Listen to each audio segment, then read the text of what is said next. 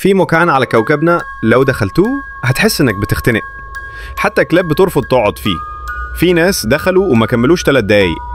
ايه اللي بيحصل جوه وليه الناس بتطلع منه مرعوبة؟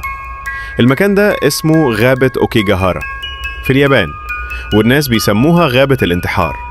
بتقع تحت جبل فوجي، ومن كتر هدوءها بتسمع صوت تنفسك بوضوح، لكن الهدوء ده مرعب. في إشاعات إن الأرواح العالقة موجودة فيها، وإن الناس اللي بيدخلوه بيحسوا بطاقة غريبة بتشدهم للعمق. الناس هناك بتسيب علامات علشان تلاقي طريقها لو قررت ترجع، بس المشكلة إن أغلبهم مش بيرجع. السلطات بتحط لافتات فيها رسائل زي فكر في عيلتك، حياتك غالية، لكن لحد النهاردة بيلاقوا عشرات الجثث سنويا.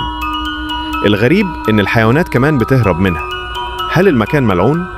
ولا في تفسير علمي؟ لسه محدش عارف، بس لو دخلتوه حاول ما تسمعش صوتك. قولنا رأيكم في التعليقات، ولا تنسوا الاشتراك بالقناة وتفعيل زر الجرس. شكرا لمشاهدة الفيديو، ونراكم في معلومة جديدة في بالي.